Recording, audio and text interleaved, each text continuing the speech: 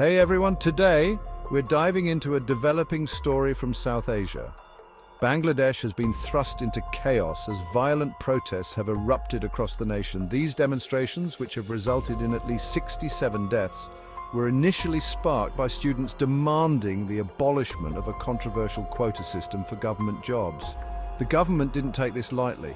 A nationwide curfew has been imposed, the army is out on the streets, and mobile internet and telephone lines have been shut down. It's clear that the situation is quite intense. The protests further escalated after a dramatic prison break in Narsingdi, where hundreds of inmates managed to escape. As a result, transportation services have ground to a halt, and schools and universities have shut their doors indefinitely. But despite these drastic measures, the protesters remain undeterred.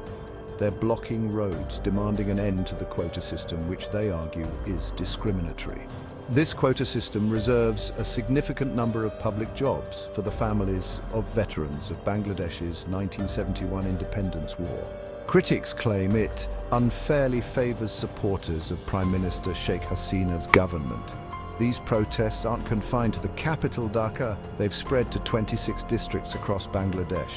Parents have joined their children in the streets, calling for a merit-based recruitment system. Clashes with police have intensified, with authorities using tear gas, rubber bullets and stun grenades to disperse the crowds. The situation remains highly volatile, with no signs of de-escalation. The government's response to the protests has been mixed. While they've expressed a willingness to engage in dialogue, the protesters remain skeptical and demand an end to the violence first. The main opposition party, the Bangladesh National Party, has thrown its weight behind the protests and has called for the release of their leader, who was recently detained. Efforts to restore order have so far been unsuccessful. The state broadcaster, BTV, was attacked and set ablaze, rendering it off-air. The international community is keeping a close eye on the situation as Bangladesh grapples with one of the deadliest protests in its history. Stay tuned for more updates and, as always, stay informed and stay safe. Thanks for watching.